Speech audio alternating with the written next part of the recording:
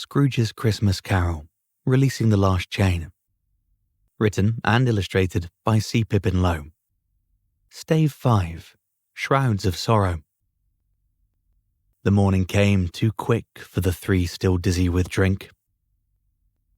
As they entered the day room, turnkeys immediately began separating those to be transported from the others. Joseph slapped Noah on the shoulder as he made his way to the side of the transporters. Henry hugged Noah, looked up into his face, then said, "I will remember our talk."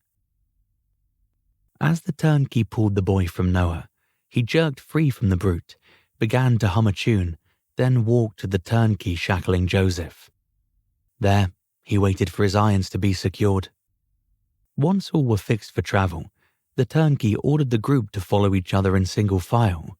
Joseph and Henry left the room without turning to see Noah's farewell wave. Within minutes, the clear tone from a high voice could be heard from the street, singing. As the music faded, new turnkeys entered the day room. They marched the remaining prisoners to the Newgate Chapel. This was a Sunday routine, yet Noah was horrified when the guard forced him to sit at a table that held a coffin atop it. All sentenced to death were placed around the morbid display. Simons never lifted his head off the table, while Maxie never took his hands off his crotch. Among bad company, Noah just stared at the villains across the casket as the ordinary began shouting about the terrors of hell. "Repent! Repent before it is too late!" As the chaplain continued to belittle the prisoners, Maxie began spitting at Noah. Globs of drool hit Noah's clothing with regularity. Noah sank as low as he could on the bench, then kicked with the entire strength of his leg at Maxie, but he only accomplished the thumping of the table with such a force the coffin bounced. Immediately, a turnkey slapped Noah's left ear, then noticed the spittle stuck to Noah's shirt, and, without a thought, whacked Maxie with his stick hard enough to cause blood to spurt from his mouth, followed in quick succession by a tooth. The 2-hour event continued without further commotion from the condemned pew. The same could not be said of the regular prisoners, for they grew restless with each shout of disapproval from the preacher. One prisoner cried out for the ordinary to kiss a viper, another wanted the chaplain to suck on arsenic, and a third just peed in the corner of the room. After the service, those seated at the condemned pew were each taken to their own rooms where they spent their last day in solitude. Abandoned to his own thoughts, Noah spent his time in reflection. The realization of his coming death first created a confusing calm, then a disturbing terror caused him to tremble. Alone with his impressions, Noah kept returning to musings of Flora. If only he could be held in her love one last time. As he lingered in her remembrances, the ordinary from the service entered his room. Noah gave the man no more than a glance, while the person sat at the other end of the bench. "I am here to hear your confession." "Don't you mean sell his tragedy?" cried Marley, as he watched his brother remain still. Scrooge looked at his friend, but he too kept his silence. "Tell me, Noah, how did you come to this end?" asked the ordinary. Noah took no notice of the man's question. Instead, he looked straight at where Marley and Scrooge stood, pointed to their blank space, then said, "Ask them." The preacher looked to the void, then asked, "Who?" He waited for a reply, but none followed, so he continued, "I am here to relieve you of the burden of your crime." Again he paused before he stepped next to Noah. Putting his hand on Noah's shoulder, he said, "Tell me your story, so you can be free to leave it behind." Finally, Noah looked up at the clergy, then said, "I will tell you everything, if you will get me to see my wife tomorrow before I am hanged." "That is not how this works." "Then leave." The man put his hand on Noah's forearm, then pleaded, "Let me help you before it is too late. Tell the turnkey he must take me to the visitors' area at dawn tomorrow. That is the only way my story will be yours to sell." With that, he pulled his arm from the man's grasp. The ordinary stood, then walked to the door and asked the man standing guard, "Will you be here to present this prisoner to the executioner?" "I will," replied the turnkey. "Would it be possible to allow him into the visitors' area before the event?" The guard took a deep look at the parson, then said, "Only if you give me 30% of your take from his story." The ordinary's cold eyes looked through the guard as he whispered, "A week from today I will settle up with you. Then at first light I will let him go anywhere, but free." With that, the preacher returned to Noah to get his story. Noah obliged with the biggest lie of his life. He kept it within the realm of the theft, but elaborated with a tale of plotting to undermine Pressy, so he could not only steal the money, but abscond with the store itself. Pleased he had a moneymaker, the ordinary left Noah to his fate. Young Jacob rose before the sun, and with the excitement of good news, was hardly dressed before he began racing toward the prison. The frigid air burned his lungs, yet he pushed the feeling aside. He would be seen as Noah's hero. He liked that thought, but mostly just wanted his brother released so this nightmare could end. As he periodically paused to catch his breath, the smile on his face deepened. It would not surprise him if the Home Secretary had Noah already released. In his mind, he envisioned Noah waiting for him on the free side of the visitor's pen. His sprint towards the fence slowed as he heard the sound of a howl, then stopped altogether as he tried to identify the location of the commotion. His ears honed in on the pitch of screams that could only be female, and once again he quickened his pace. Scrooge and Marley looked on as the prison came into view for young Jacob. From a distance, Jacob saw an unidentifiable mass of figures crouched near the ground. The cries of terror filled every inch of sound in the area. Jacob focused on the scene, realized the horror before him, then rushed to Flora's side. Huddled in a heap sat Flora covered in Noah's blood. As she clamored to hold her lifeless husband, the spread of his blood covered all parts of her clothing. Jacob stopped short of physical contact. With disbelief, he took in the scene before him. Noah slumped to the ground, yet still had his left wrist attached to a sharp barb on one of the prison bars. As his arm dangled, the weight of his body caused the hook to deepen its cut. Blood spurted from the wound with every movement Flora made. Finally, Jacob placed his hand on Flora's back and said, "We need to get help." "No, it's too..." Tears replaced the end of her sentence. "Guard! Guard!" yelled Jacob. As the turnkey ran toward the confusion, Jacob tried to lift Flora to her feet, but she resisted. Slumped in Noah's blood, Flora remained inconsolable. The turnkey felled Noah for life, which all present could see had left him. The guard then attempted to free his wrist, but the barb held tight. With a strong pull, the turnkey ripped Noah's arm free from the prison fence. Noah immediately fell into the yard where his blood continued to pool. Without recognizing any other Marleys were present, the turnkey began dragging Noah toward the door. "No, wait! Where are you taking him?" asked Jacob. "He is ours," claimed the jailer. "How do we get him back for burial?" "Bury him with your thoughts." With that, Noah was dragged inside the prison. "What does that mean?" yelled Jacob. But no more was to be explained to either grieving relative. Jacob just stood there, not knowing his next action.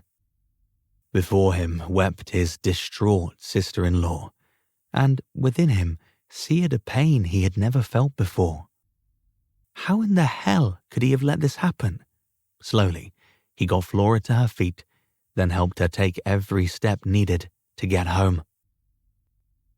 Once Flora was indoors, away from the prying eyes on the street, Jacob sent for her sister, Joan.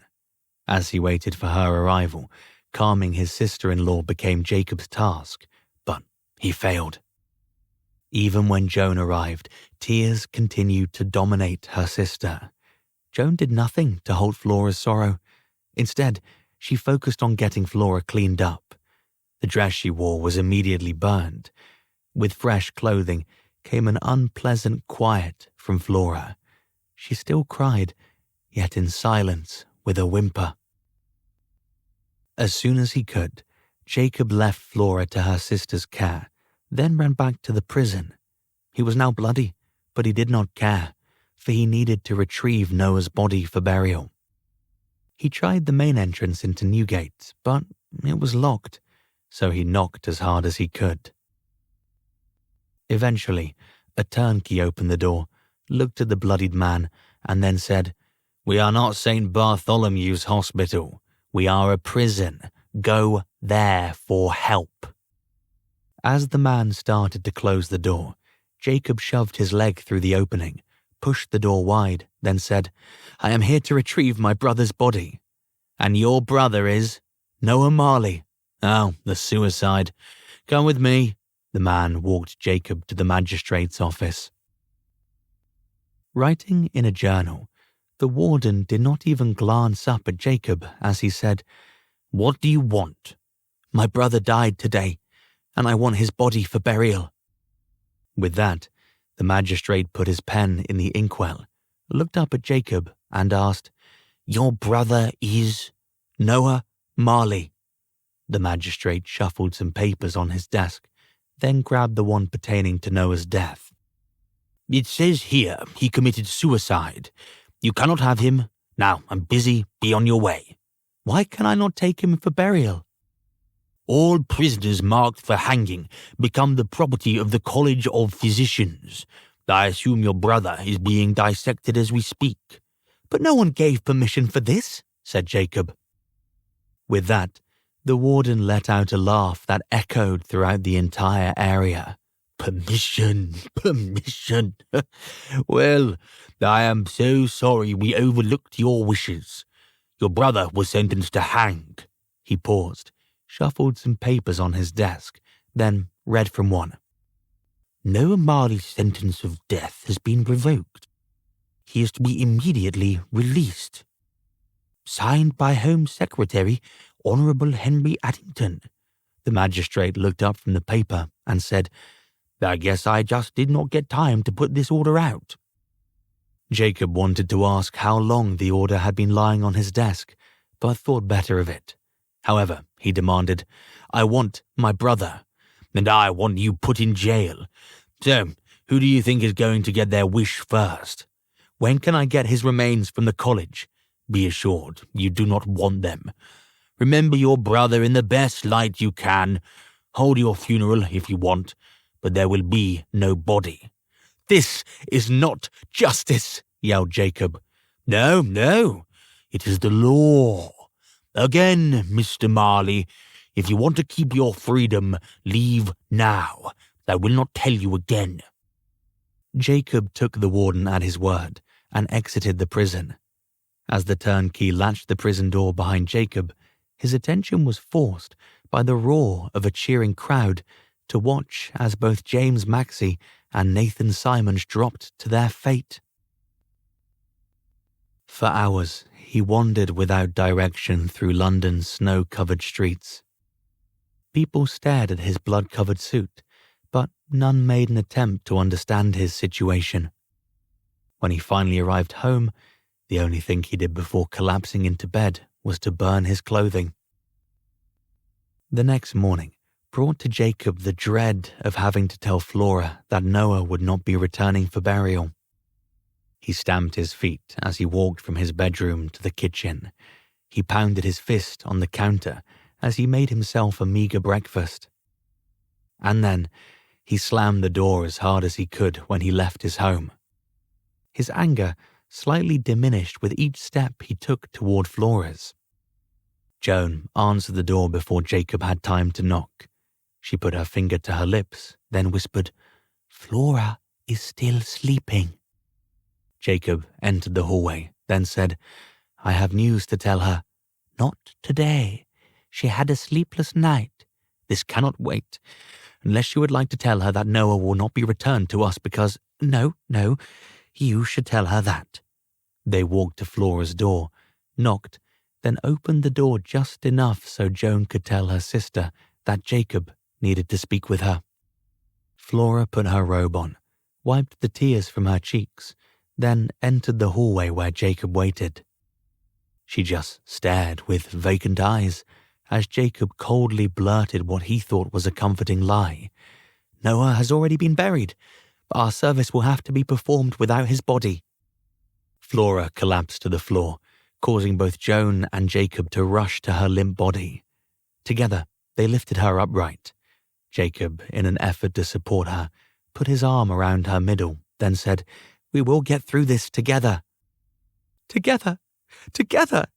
Where were you at the trial? You let him be convicted."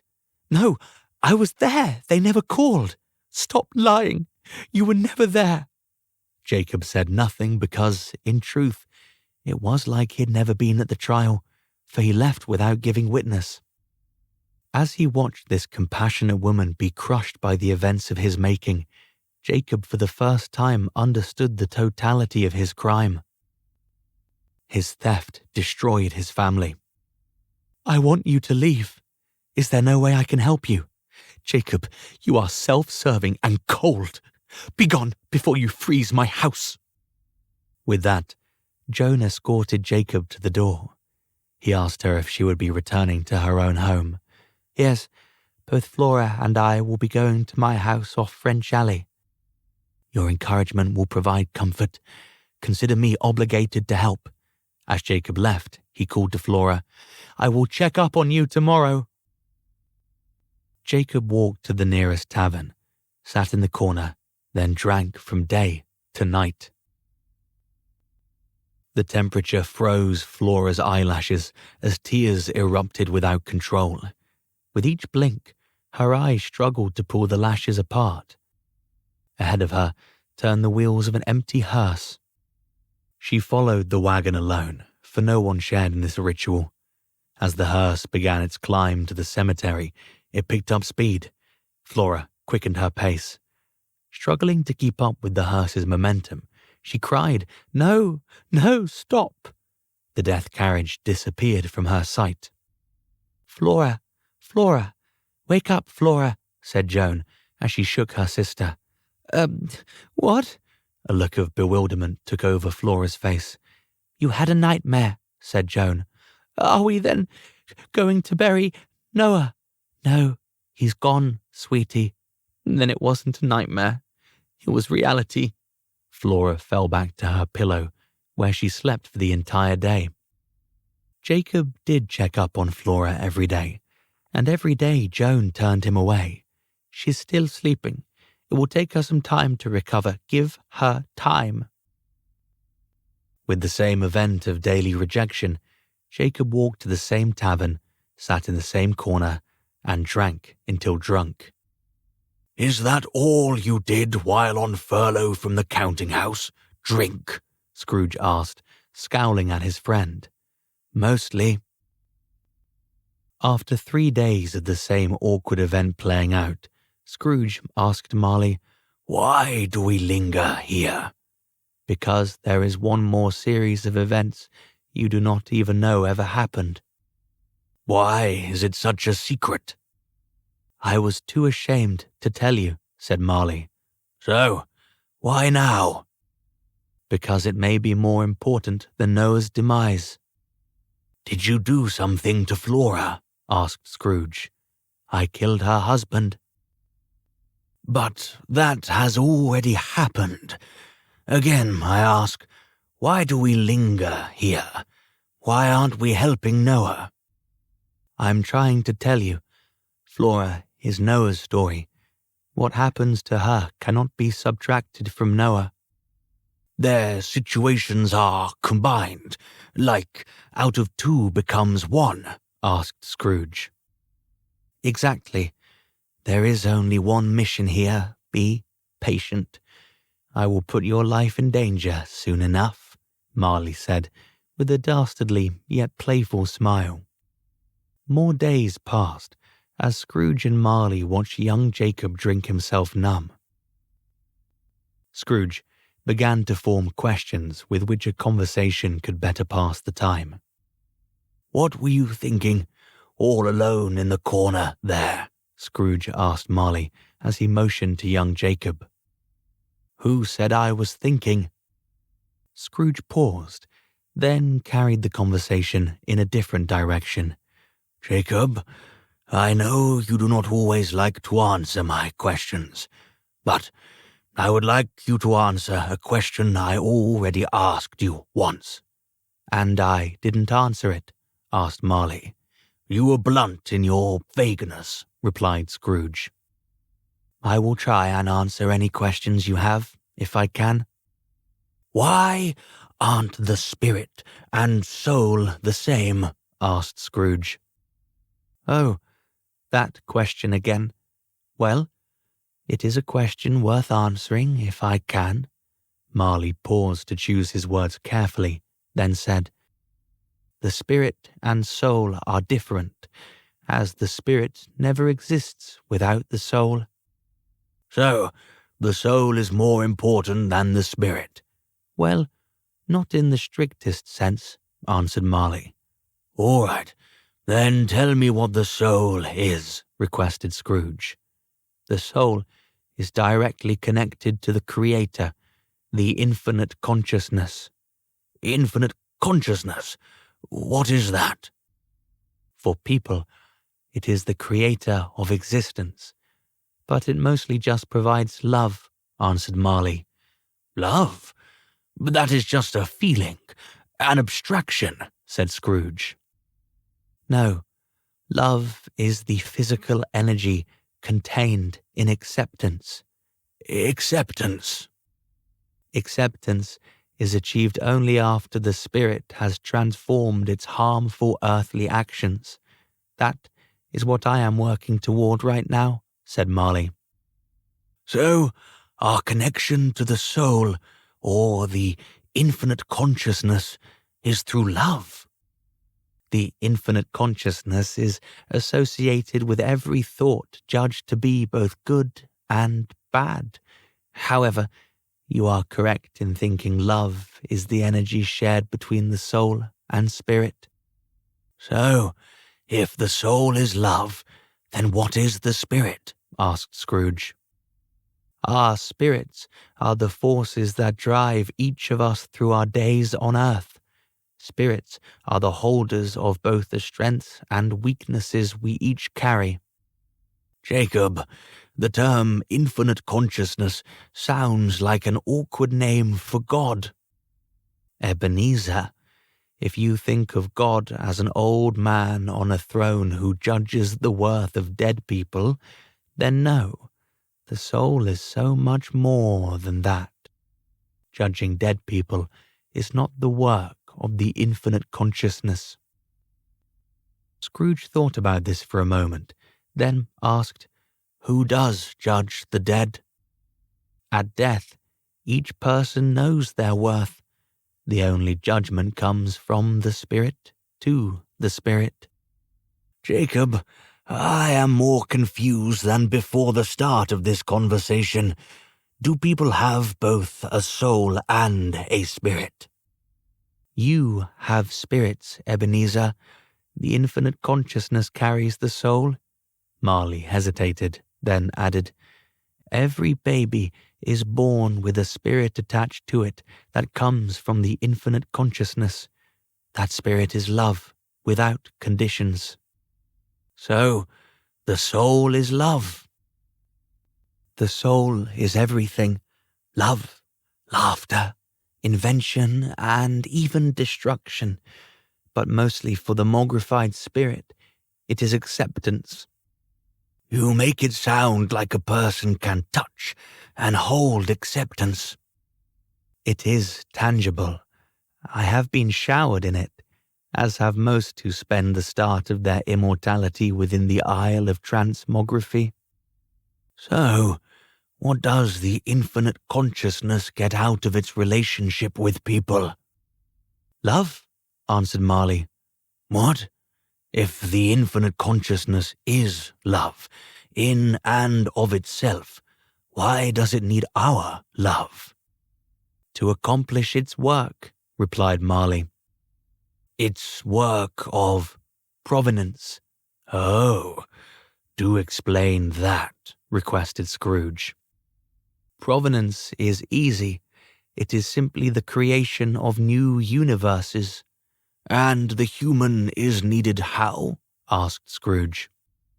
The soul is always expanding its cosmos. That makes new worlds in need of our experiences.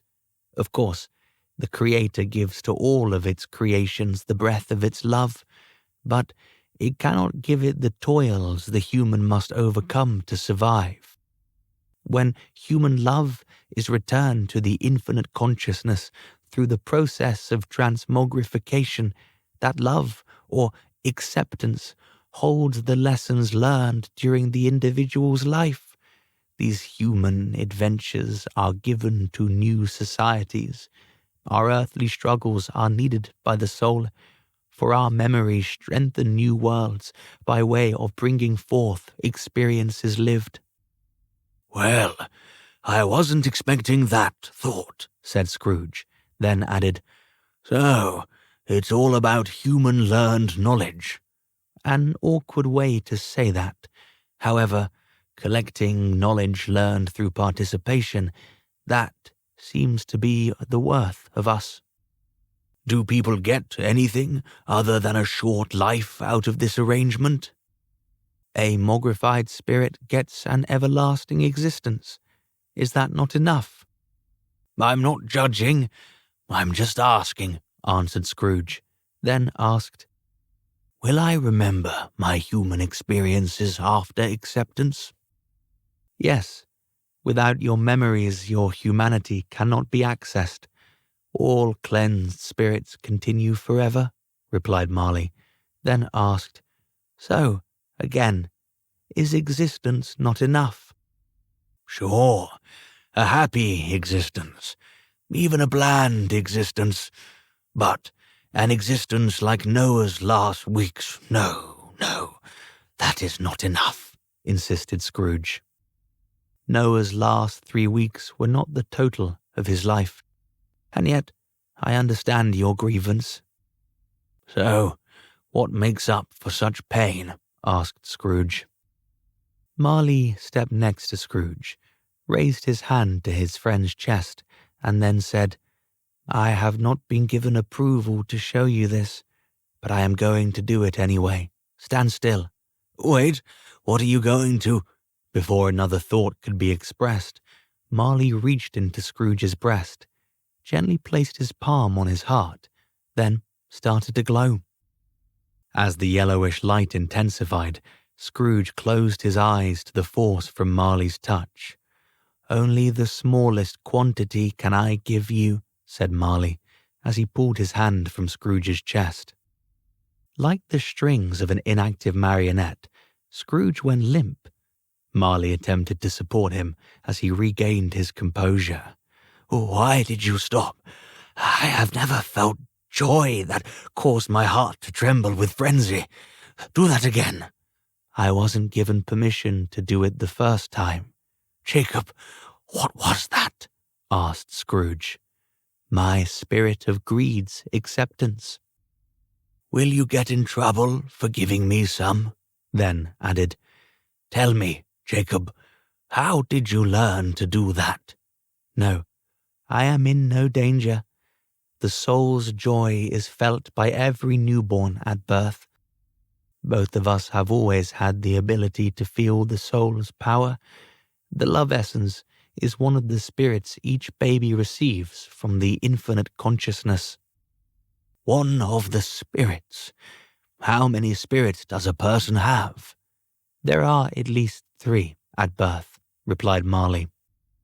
Other than the soul's spirit, what other spirits does a person have? Asked Scrooge. Their mothers and fathers. That is what makes up the basic infant. You mean there are basic or beginner babies? Said Scrooge, then asked, Are there also advanced babies? It isn't judged that way, but most babies are born with other spirits. Like what? Timothy Cratchit's leg handicap was a spirit that entered him at birth. Other people receive spirits of genius. There are all kinds of spirits. Some we would call good and others bad, but each helps to create the individual's personality. In essence, spirits combine within a person to create their self-power. How many spirits do I have? Asked Scrooge. Now, or when you were born? Is there a difference? Most certainly. Every person adds spirits as they gain new focuses. They also drop spirits when they are no longer being used. However, the 3 basic spirits can never be removed from the person, explained Marley. People who do horrible things never lose the infinite consciousness's spirit of love. Never. I don't believe that. I think there have been people that have no spiritual connection to love at all. The connection can be frayed, but never broken, unless, of course, the individual itself breaks the connection, said Marley. The infinite consciousness never breaks the relationship, he added. Do people often break away from the infinite consciousness? Yes, but even then, all is not lost. However, it becomes extremely difficult to overcome such a spirit breakage. Do many succeed? Asked Scrooge. Most do, eventually, replied Marley. Why does a person have to have permission to use the soul's love? As far as permission, that was the wrong word, but acceptance is too strong to be placed upon a living being for long. The energy has to be filtered, so it will not initiate the process of instant transmogrification, which would be a tragedy if I started that. Would it kill me? Most certainly. So, what is instant transmogrification? Ebenezer, I tire of explaining. We will see the crater soon. All right, but just one more question. Scrooge paused, then continued. Jacob, are all of your spirits with you now, or do I speak with only one of your spirits? Also, you never answered the question about how many spirits I have. That is 2 questions. Marley paused for emphasis, then continued. As for the question I overlooked, you have 5 spirits, Ebenezer. Now, as to the spirit you see before you, I am from the abyss of final transmography. All of my other spirits have evolved into acceptance and are now residing within the infinite consciousness. Only the spirit you see before you is still working toward that goal.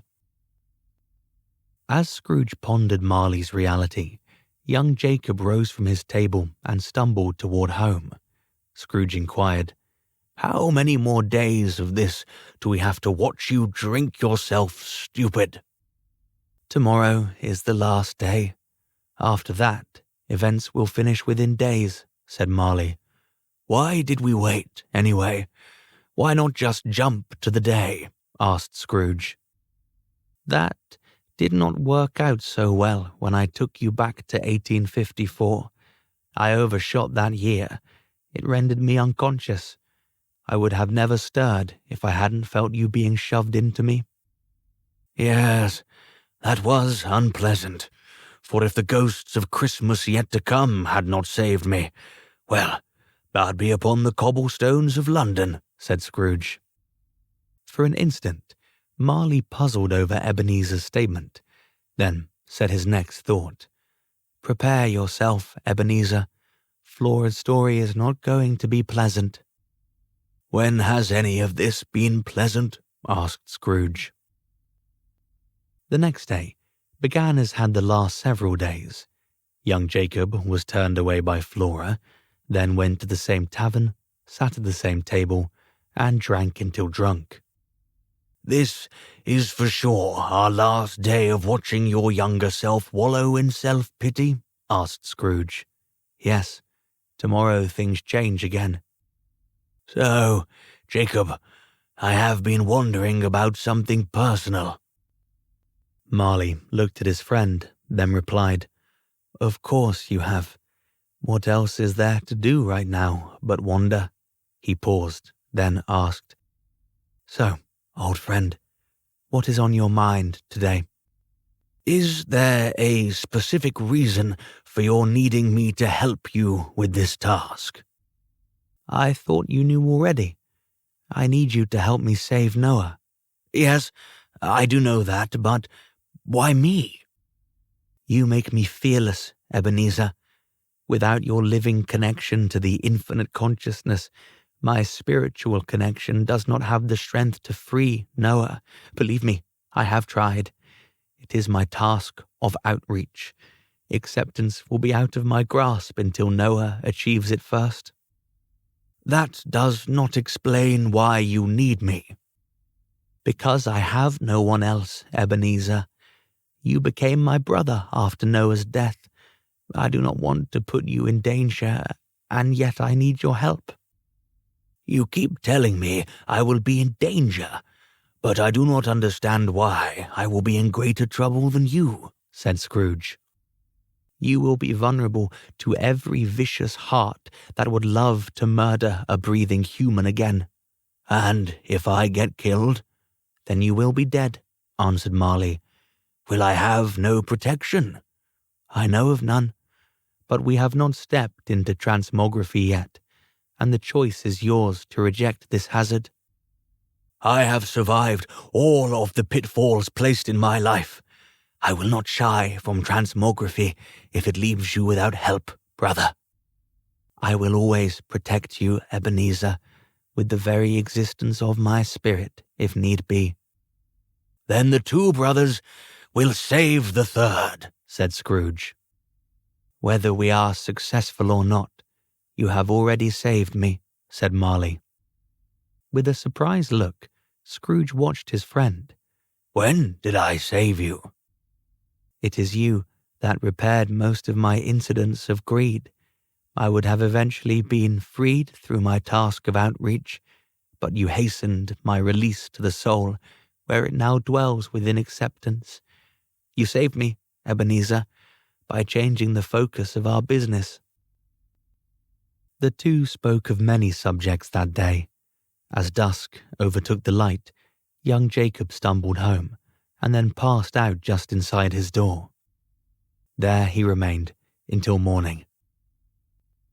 The next day was a struggle to begin. Groans caused by a hangover slowed his walk to Flora's. He was late arriving that day, for he thought it hardly worth going any more. However, the surprise in Flora's voice stunned him out of his drunkenness. "They are going to take everything away from me," she sobbed. Confused, Jacob replied, "That cannot be. What exactly has happened to give you this idea?" "A man from the court came yesterday. He said that on Monday they will be holding a hearing to determine the sanity of Noah and the time of his suicide." "I've heard of that before. That is normal," said young Jacob. "Is it normal to leave a person's family without any means?" asked Flora. "I will go with you. Together we will stop this." "Will we?" "Yes, I will be there for you this time," assured Jacob. Flora studied Jacob's eyes. As she stared into their blueness, she hoped to recognize Noah's passion for defending her. That image never appeared, but Soon she realized her husband's brother was all that was left to her for protection. "Be here Monday morning by 8. We will go together to the hearing. I will be here early," said young Jacob. Jacob left Flora for his bar. He purchased his drink, went to his table in the corner, placed the drink on the table, then just glared at the empty chair. There, he stood frozen in idleness as his mind wandered through various plans of how to protect Flora. He took a long time at his beverage, then turned and left the tavern. The only blessed event of the day was that the temperature finally broke above freezing. As Jacob wandered the streets of London, he was brought to a quick stop when his horses, Shadow and Smoke, pulled a cart past him. He just watched as his past companions left his view. He was curious as to why such an expensive pedigree was being used for draft animals. However, he did not dwell on the thought, for their future was no longer his. As young Jacob roamed the streets, Marley and Scrooge followed close behind. "Well, at least we do not have to watch your younger self inebriate every ounce of your being today," commented Scrooge. "But we still have to get through tomorrow, so who knows what I will do with a new day." "Well, you know, Jacob, do you not remember that Sunday?" asked Scrooge. "I do remember. I just wish I could forget this entire period," admitted Marley. "Then let us see what happens." With that, they moved to the next day and watched as Jacob was once again turned away by Flora. The two spectres followed the young Marley as he sidestepped the tavern. As young Marley aimlessly wandered through the ice-crusted streets, Scrooge asked a question. "Why is love stronger than hate?" Marley scrutinized Scrooge's face for any sign as to why he asked this question. Finally, he answered the inquiry. "It is not hate, but fear that is love's near equal." "So, which is stronger, love or fear?" "Ultimately, love is stronger because it holds the force of compassion," replied Marley. "And yet, does not fear also hold passion?" "Yes, passion, but not compassion."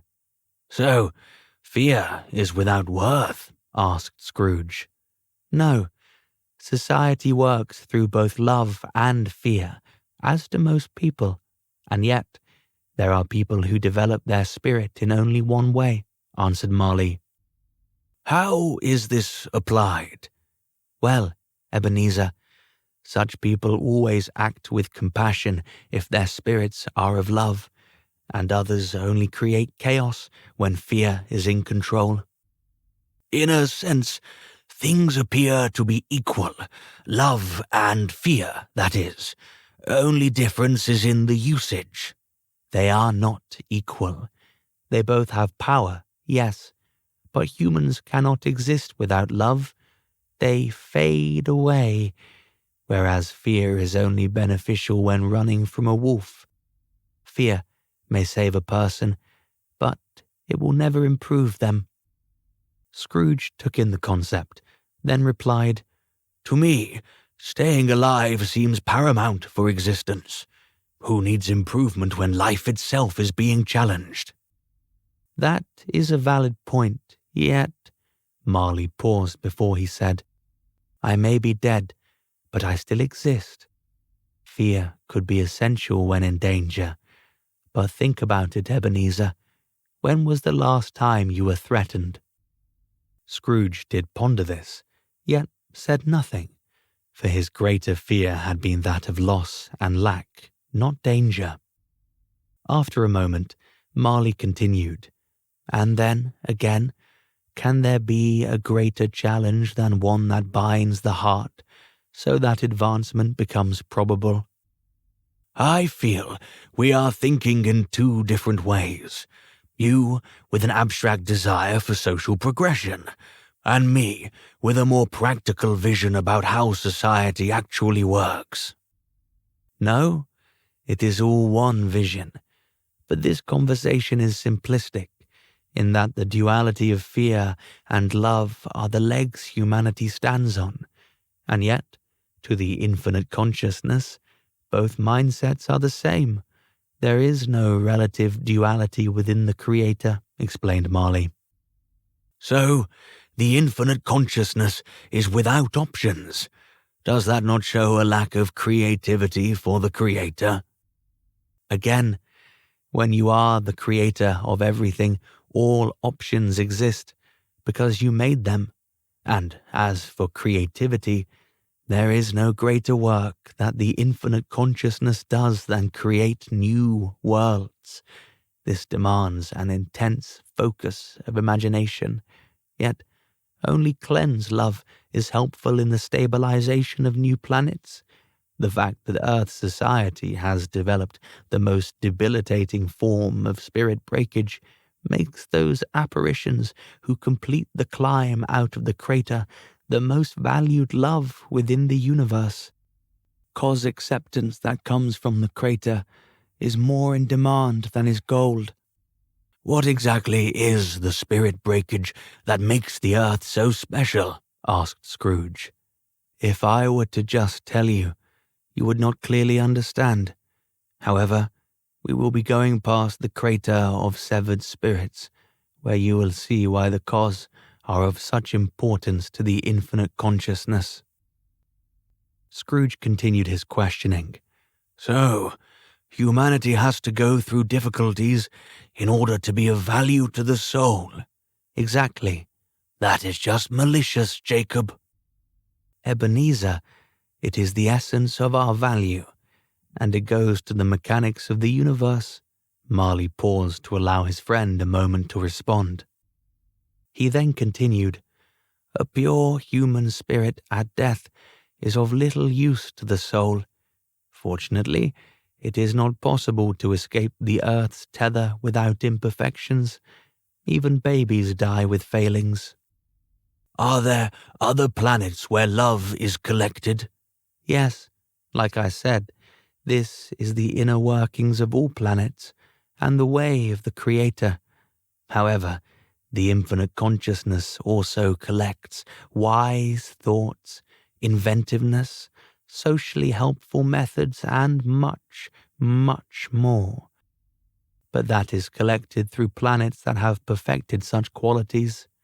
Earth has only one quality that is of value to the soul. So, Earth ends up having the best love because it has the worst habits? Asked Ebenezer.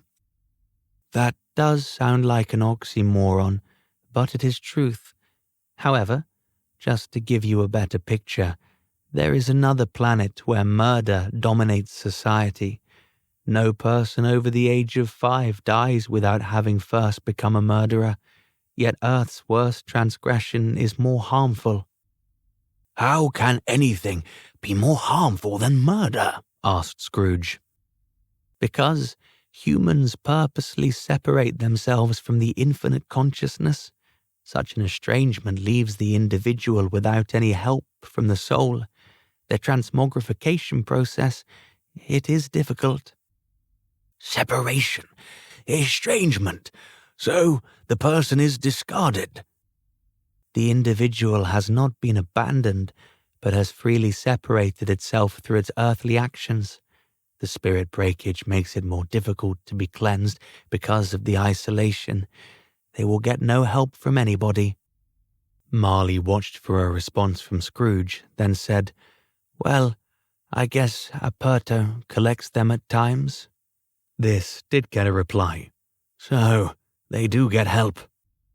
No, they are still on their own, but even then most spirits in the crater end up in acceptance, explained Marley. So, an earthly spirit breakage is worse than murder?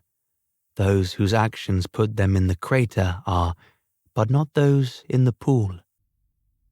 Scrooge had dozens of questions, but Marley cut him off as dusk overcame the day. Young Jacob walked into his house without having resolved any of his troubles. An uneasy night of slumber found him nonetheless anxious to defend Flora. He arrived a half-hour early at her home. As he waited for Flora to put on her coat, Jacob asked her sister, "So, you will be moving to your home tomorrow?" "Yes, after this hearing we will make the move." "Even if she has left Noah's property?"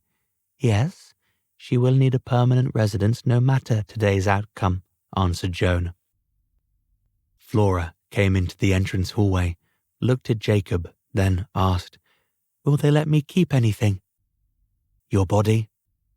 As tears flowed down Flora's cheek, Jacob realized the lack of hope his response offered. Not wanting to sabotage her day, Jacob tried to correct his statement.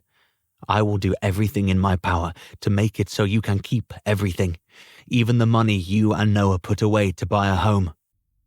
Without a living, that money will not last.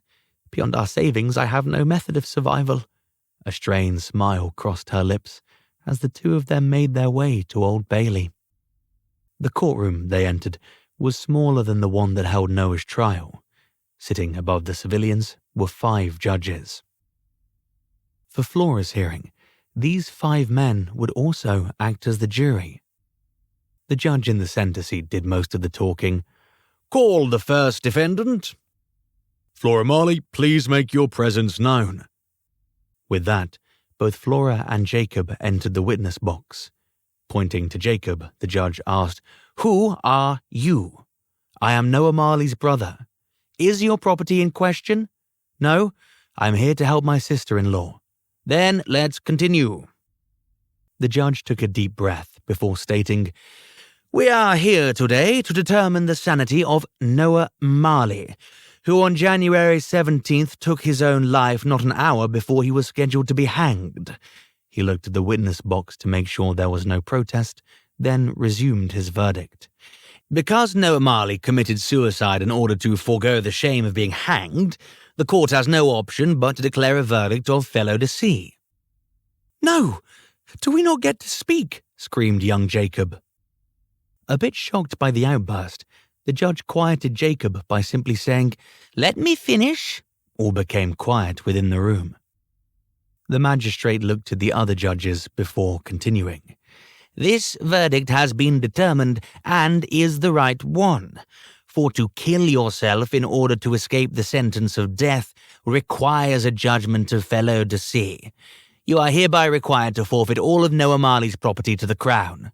"No!" Jacob and Flora screamed in unison. The judge's look penetrated the defendants. "What is it that you know that changes this fact?" Jacob looked at Flora, then answered, "Flora is with child. Are you willing to impoverish a baby?" "You seem to bring that lie out whenever it is convenient," said Scrooge. "It works," was all that Marley said in response. The 5 judges deliberated in silence before the main magistrate spoke. "That is important news. Because we do not punish those without blame, we have changed our verdict to non compos mentis. You will be allowed to keep Noah Marley's assets." With that, the hearing moved on to the next defendant, as Flora and Jacob left the room. Once Flora was away from the commotion of the courtroom, she turned to Jacob, hugged him, then said, "Thank you. But how did you know?" "Know what?" "That I am going to have a baby." Shocked by the news, the younger Jacob just stared at her, first at her belly, then her face, and then a penetrating glare into her middle again.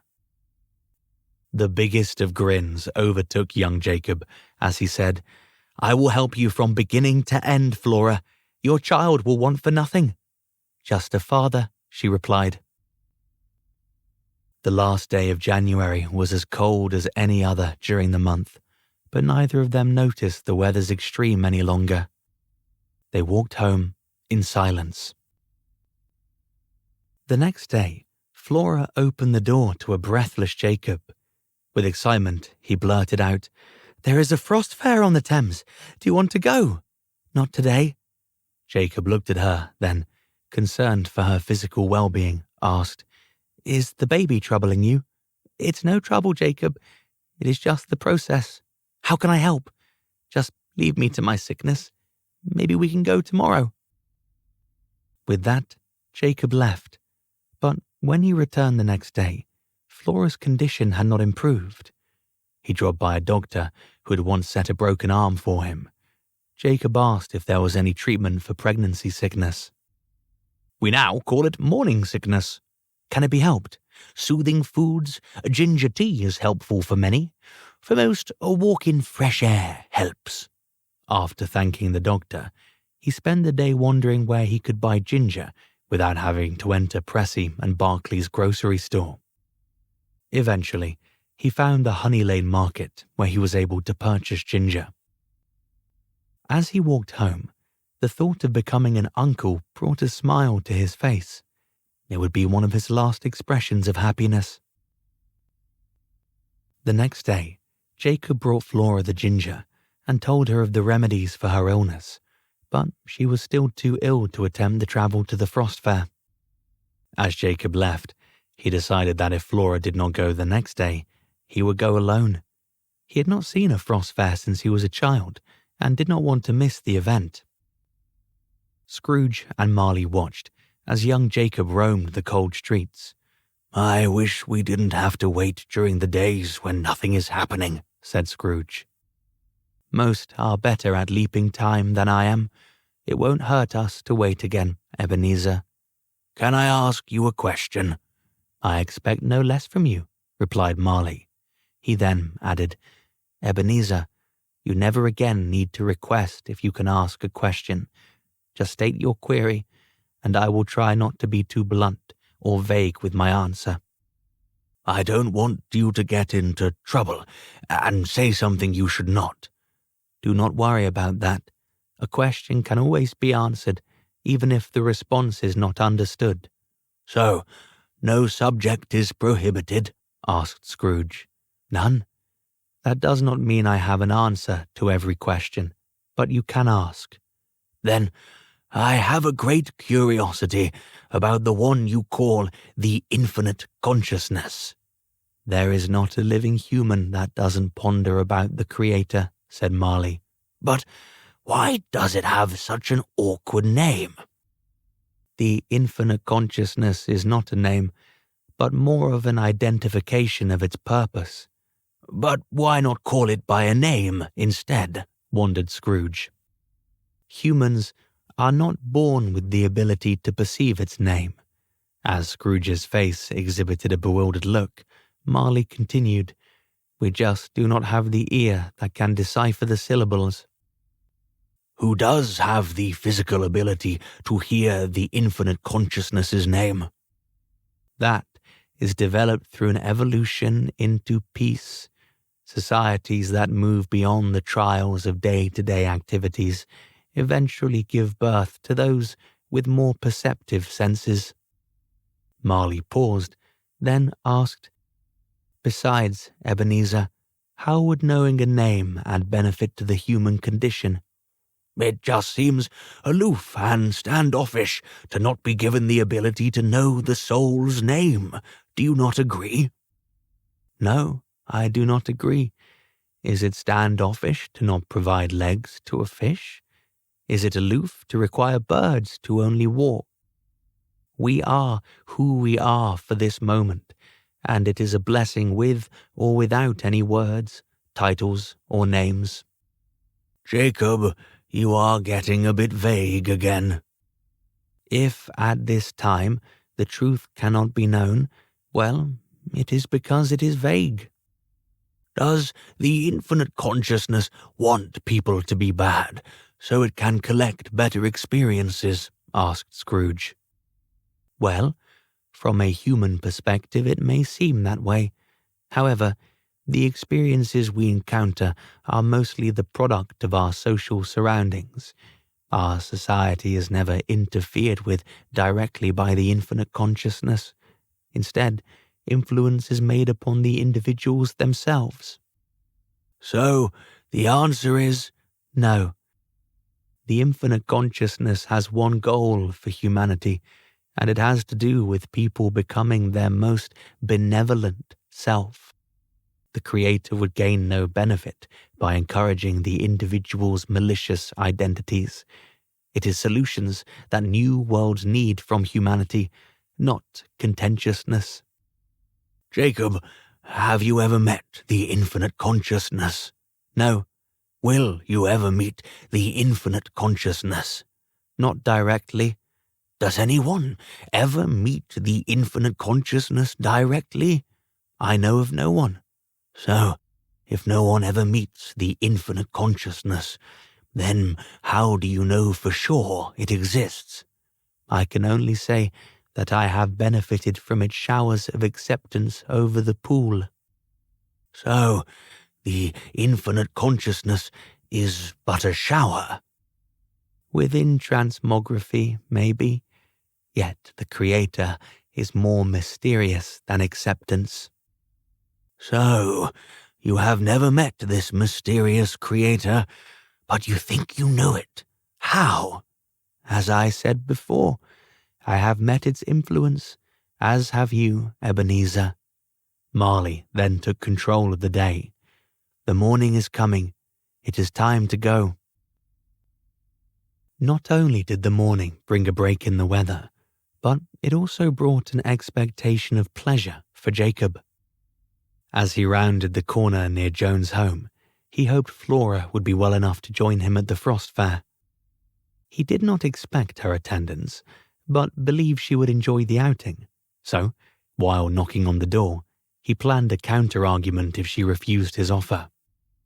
Joan answered the knock, and without seeing who was on the other side of the door, said, "Come in, Jacob. Flora is waiting for you." As Jacob entered the foyer, Flora could be seen shoving a large box into her canvas bag.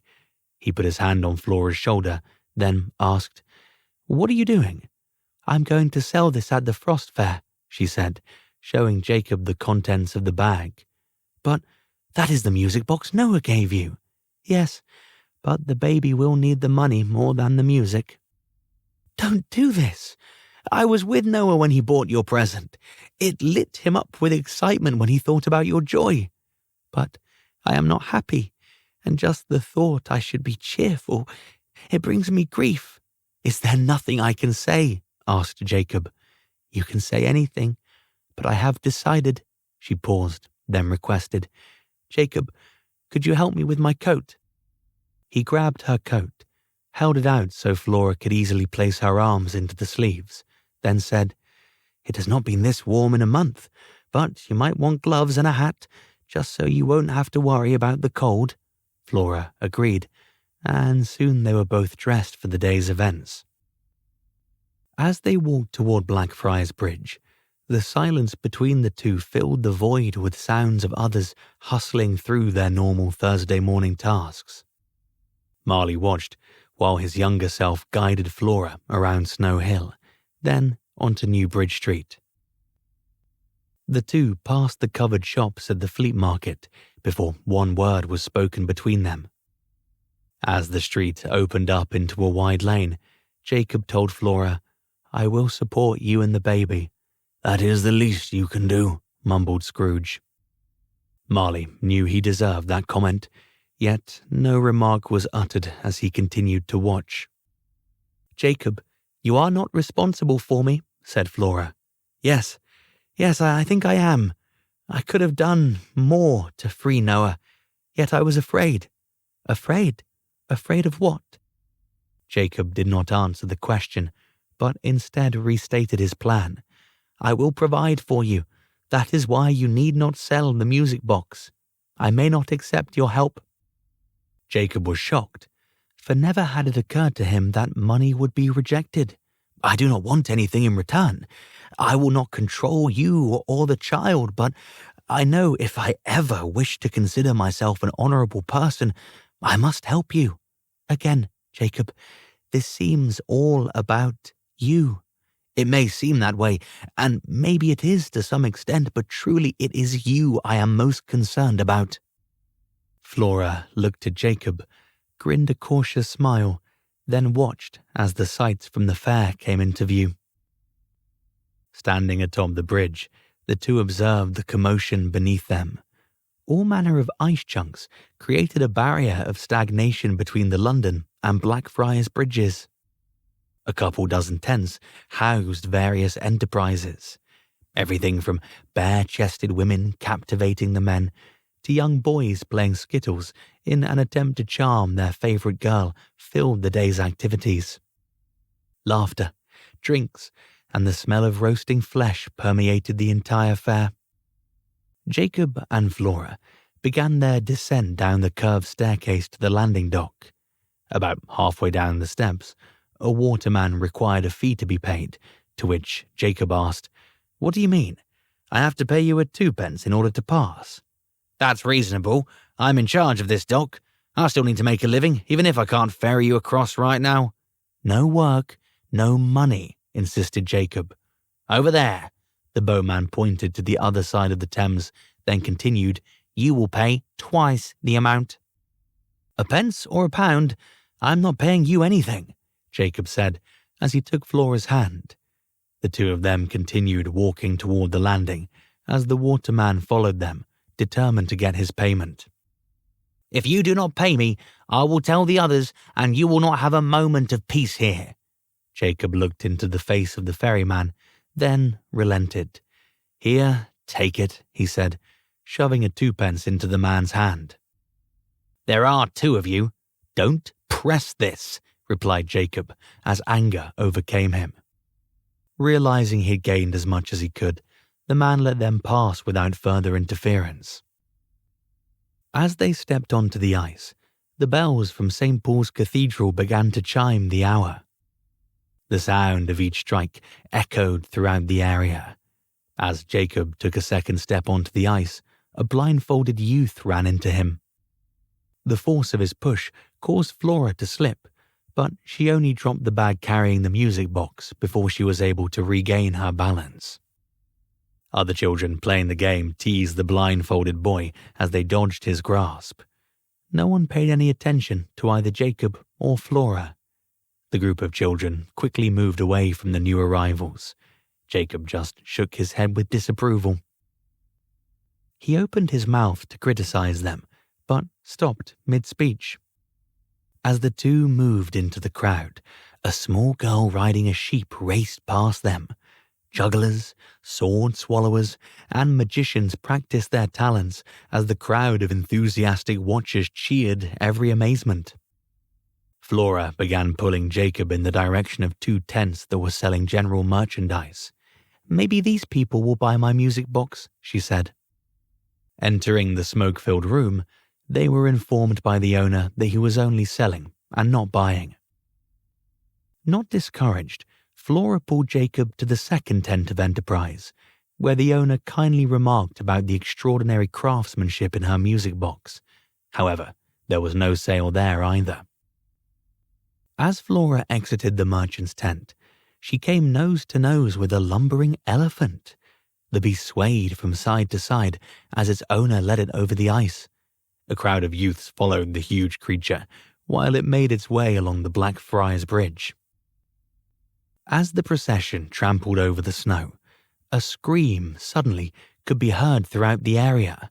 "It's cracking the ice!" With that, the scattering of feet away from the brute left the area void of all others but the elephant. Even the owner temporarily jumped away. However, no elephant plunged through the ice that day. As the elephant finally exited the fair, the thrill from the danger soon subsided. Jacob led Flora past the various tents of alcohol and food until they came to a huge fire roasting a sheep. A young man cried out to the crowd, "Warm yourself by the flames, smell the delights of the cooking meat, prepare yourself for the best tasting mutton, and all for only 6p. Jacob asked the fellow, "Does a 6p get you a portion of the meat?" "No, that'll cost an extra 2p. "Oh, it's surprising people are willing to pay to only watch." The man shook his head in agreement, but only repeated his cry to the attendees, "Warm yourself by the flames." Jacob and Flora moved on. Within a step, Flora explained the reason for paying the 6p. "Jacob, Can you not see that they are paying for the party, not the meat?" Jacob thought about it, then agreed. That makes some sense, but by the vendor's words it sounded like an anticipation of the meat. Well, that too, but the day of cooking may not fall within every person's time limitation. Many may wish to spend only the time needed to warm up. But still, I would want a bite of the meat for that price. It would be nice, agreed Flora. While walking down the centre of the Thames, they passed several printing presses making personalised cards of the event. Over the shoulder of one customer, Flora read the text of a recently purchased card. This was printed on the River Thames on Thursday, February 3rd, 1814, opposite Queen Hythe Stairs. She wondered how many of these cards would actually make it into the next generation's hands. Jacob cared not a bit about the cards and quickly moved Flora beyond the presses until he came to two human-powered swings, the Skylark and High Flyer. Both had seats that would accommodate four, but the High Flyer was more than a foot taller than the other, so that is the one Jacob paid to ride on. At first, Flora was unwilling to take the ride, as she feared it would cause her to become sick, but Jacob talked the swing pusher into stopping at the first notice of Flora's discomfort. With the assurance of a quick exit, she entered the swing and soon felt it sway. The two moved higher and higher until Flora called out, "Slow down," to which the man obliged. This caused Jacob to say, "We will have to give him a good tip." Flora smiled at her brother-in-law, then said, "You do remind me of Noah sometimes. I am glad to have you, Jacob." "Such a good woman," Marley whispered, as the young Jacob just looked away in silence. "What were you thinking about when she said that?" asked Scrooge. "Thinking? I was crying inside. Those words brought home the truth that I would never see Noah again." "It always seems to come back to you, Jacob," replied Scrooge. "Of course it does, Ebenezer, for who else can I speak for?" As Flora and Jacob departed the swing, a Skittles ball rolled over Jacob's foot. He picked up the wooden ball, tossed it back to the player, then said, "Maybe your next throw will actually hit a pin or two." Flora giggled at this, for she, too, thought the inebriated man needed some practice. But before the competitor could respond, the area burst forth with an outcry from a man chasing a child. "Stop him! He stole my wallet!" As the two raced past them, a large man put his huge foot out into the path of the fleeing youngster. The boy fell hard upon the ice as the one following leaped upon him. Neither Flora nor Jacob stayed around to view the outcome, but both assumed the wallet was retrieved. As they made their way along the centre of the Thames, they were approached by a man carrying arrows. "Win a £1/2 if you can shoot a bullseye, just a 2p per arrow." Jacob looked at Flora and said, "I used to be a really good shot." "Yes, but are you still?" asked Flora. Jacob shook his head in the affirmative as he gave the man a 6p for 3 arrows. Flora watched as he took aim, then shot the arrow toward the bale of hay that had a target attached. Luckily, he hit the target, but none of its circles. "You can still do it," said the man selling the arrows. As Jacob steadied himself for the next shot, a man tapped Flora on the shoulder. Upon turning, Flora instantly recognized the man from the general mercantile tent who had admired her music box. She smiled at him, as he did to her. Pointing to the tall gentleman behind them, he said, "This fellow's looking for a nice present to give to his newborn son." He paused as Flora and the man acknowledged each other. The shopkeeper then continued, "I was thinking your music box is the nicest item I've seen today. Are you still interested in selling?" Without hesitation, Flora replied, "Yes, if I can get even half of what it is worth." With that, she opened the box, and the pins on the wheel began playing the old English melody. "Ah, that is delightful," said Edward, the man standing behind the merchant. The merchant exclaimed, "Just as I said. Well, let me leave you to the deal." With that, he turned toward his business, but before he could leave, the man shook his hand, using the gesture to deposit a quid into his palm. Turning his attention to Flora, Edward said, "My name is Edward Albright. What would you want for the box?" "I'm sure it would be worth 75 quid new." "Possibly. Is your price, then, 35 quid? Flora could hardly speak. Memories stirred with emotions as she turned slightly from him.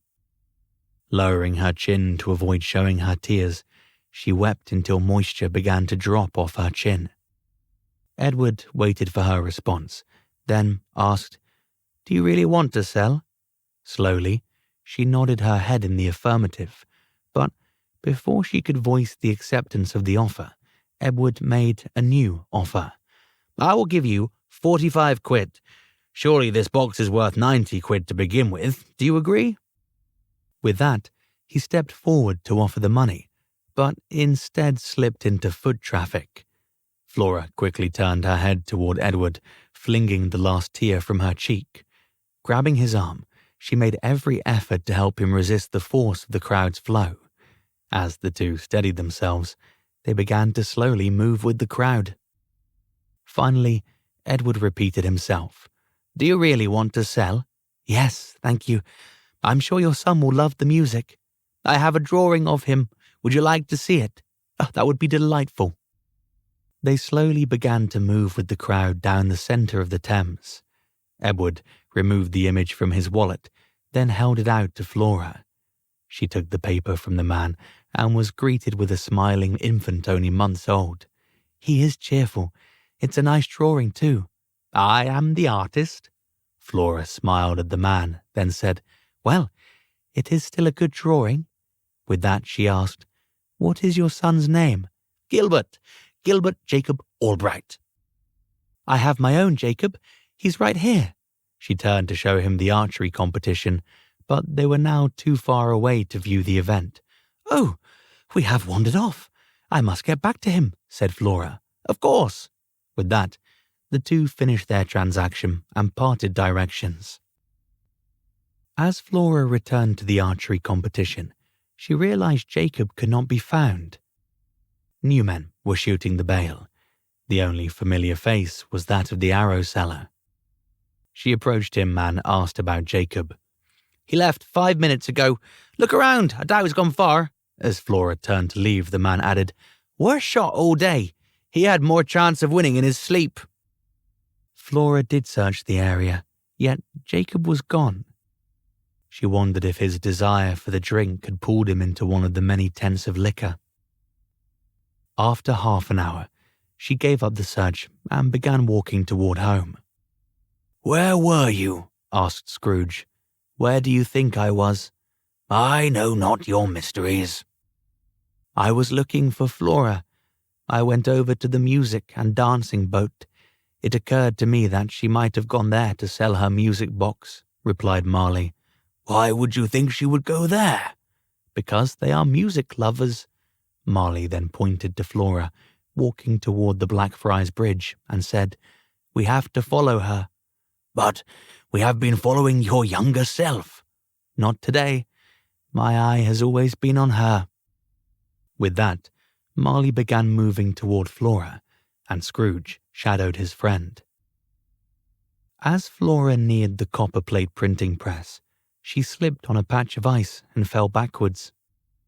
Her back met the ground with such a force that the life within her moved. Grabbing her belly, she slowly rose. Lifting her bag, Flora looked upon the 45 quid lying loose within the pouch.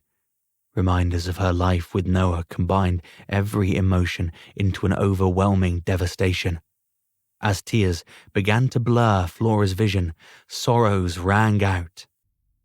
Aimlessly trudging through fresh snow, she paused at the "Danger, Thin Ice" sign, then, with the speed of a fox, raced toward crisis. Her anguish controlled every thought as she yelled, "I want to die!" Before any need of self-preservation could engage, the baby kicked as the ice gave way to her ruinous desire. Off in the distance, Jacob's muffled voice could be heard yelling, "Flora! Flora, where are you?" "We have to save her," cried Scrooge. "If only we could," replied Marley. "Why did you not tell me of this when it happened?" My sorrow could not face my guilt. Marley hung his head as he said, "We now have to go back to 1854. Wait, I thought we were going to help Noah. Time travel and the Isle of Transmography are not on the same path, Ebenezer. Navigation to the afterlife requires that the consciousness relocation occurs in the present." With that said, Marley slowly started moving them back to 1854. They arrived at 15 Sackville within moments of when they had first departed. Scrooge realized it was still Christmas Eve, for the streets were filled with carolers. As with Scrooge's first venture into the past over a decade ago, this newish journey had also been experienced from outside of time's forward motion.